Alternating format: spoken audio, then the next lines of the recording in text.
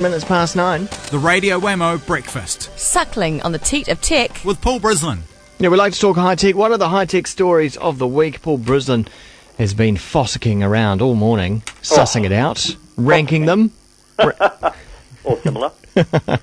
How are you this morning? I am very good. And yourself? Yeah, good. It's the Paul Brislen gardening show, effectively, really, isn't Yes, it? yeah. I was actually in the garden this week as well. I actually mowed the lawn.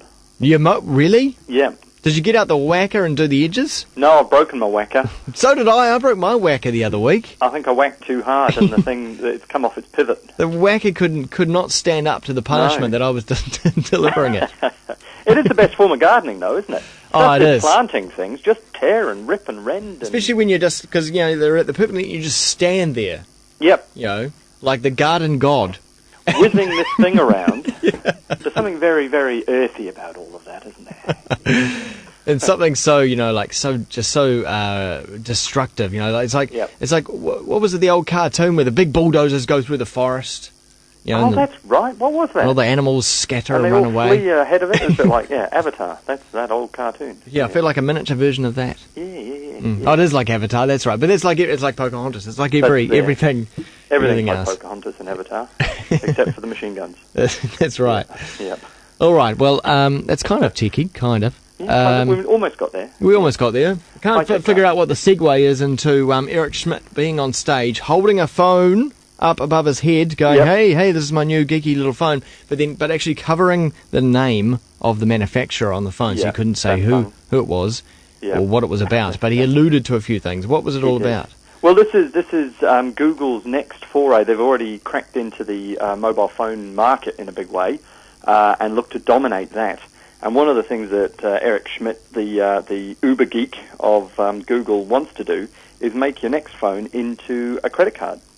And this is really quite interesting because what they're talking about is introducing a chip called a near-field communication chip, which is basically like those swipe cards that you get to access high-tech buildings. It's got a little chip inside it. It's only activated when it gets near a reader. Sounds like RFID-ish. Yeah, that kind of thing. It's along those lines. And each of the phones will ship with one of these in and basically use it in exactly the same way you would use your credit card. Only the advantage is that you don't have to actually hand it over to a pimply youth who will run out of the back of the restaurant with it and swipe it through an extra box and start stealing your money. Now, this is, it's not new, I have to say. Google's going to take it to the next level, I would imagine. But it's not all that new because we're already using cell phones as banking tools all around the world. Even in New Zealand, we do it in a very minor way with things like text to park. Yeah. You can walk up to a parking meter in Auckland City and wherever else they've got them installed, type in a few keys, and lo and behold, like magic, and it always does feel like magic when it works. It does, doesn't it? Out pops the ticket and away you go, and it's billed to your cell phone. In Kenya, Vodafone has rolled out a service called M-Pesa, which has done nothing short of revolutionise the Kenyan economy. So what it means is instead of getting paid once a month, so Dad typically will leave the farm and the kids and the family and go into the city to work. He'll get paid once a month. The money gets transferred to the wife back at home. She'll then go to the shops and discover that all the prices in the shops are incredibly high because the shop owners know that this is the month when all the money gets paid. So all the prices are incredibly high, and your 4 weeks' worth of money will actually only last you about 3.5 weeks, if you're lucky. Yeah.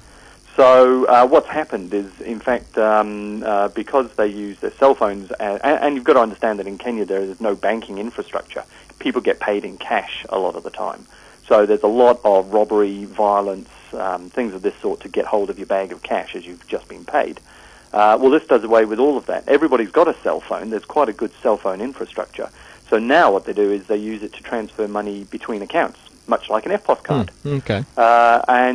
So they will get paid at the start of the month, but more likely get paid every week, at the end of each week. It's much easier for people to manage their money that way.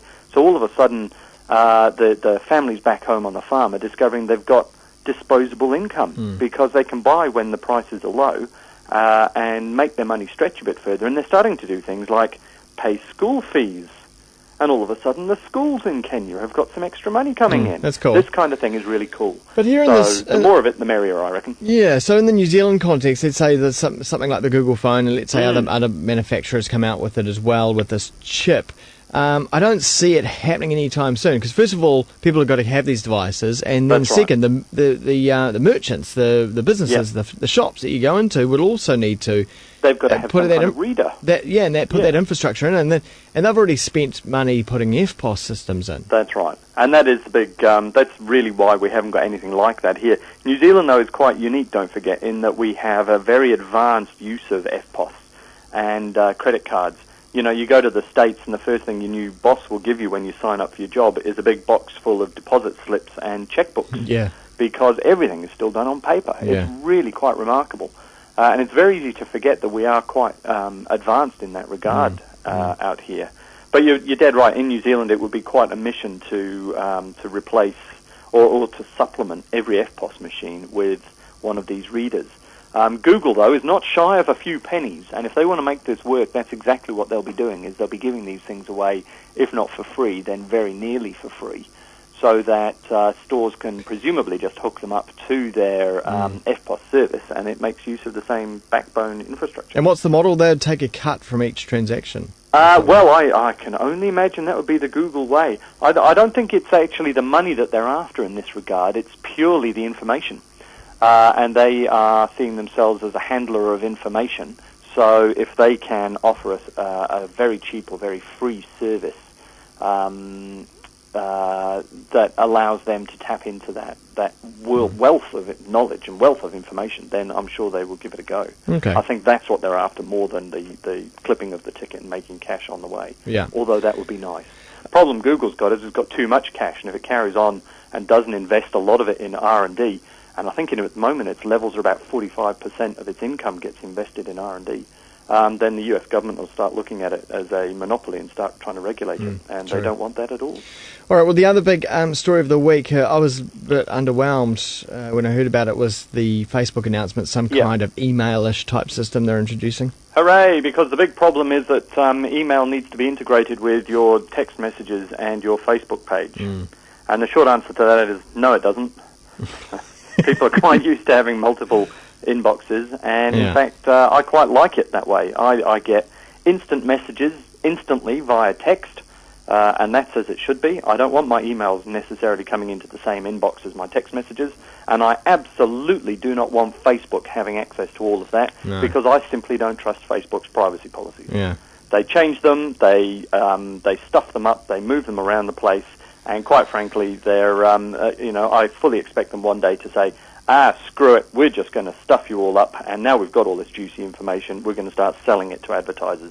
So no, quite frankly, you're not having my email. But unfortunately, it's probably not going to be about you or me, it's going to be about the masses, though, that use Facebook every day to actually send messages to each other. Yeah, and more power to them if that's how you want to do it. If you want to give up control of your information to a third-party agency run out of an American state where the laws about privacy are do what you want. But don't we do that with, say, Gmail and Google at the moment anyway? Well, we do. We absolutely do. And I think Kiwis get a bit complacent about it because we've got such good privacy laws here. They're very robust, they're very easy to understand, and they're very straightforward. And yet you go to the place like the US and even Europe, which has better laws than the United States. They're quite Byzantine. They're quite difficult to understand and get your head around, and it's very legalese. And you're dead right. Google, Facebook, all of these countries, all of these companies offer a service that is in many regards incompatible with the New Zealand Privacy Act. So for New Zealand to take a stand and say no, we won't allow that, they probably wouldn't care terribly much. It's not like with China, where they'll bend over backwards to make sure that you get the right, that their service is operable in those areas. For us, it's probably more a case of, oh well, too bad. But frankly, as you and I as individuals, and everybody who's listening as an individual, you've got to bear in mind the fact that if Facebook wants to, it can suddenly turn on a dime and start offering up your personal information to advertisers willy-nilly. Indeed. Paul, Willy-nilly. thanks, willy-nilly. Thanks so much for whacking some technological weeds There we go. on us this morning. And I'm going to go off and register willy-nilly as a Twitter account now. Willynilly.co.nz. It's a thing of beauty. What's there? I'm going to go have a look myself. See you, mate. Take care. Paul Brislen on Twitter, twitter.com/Paul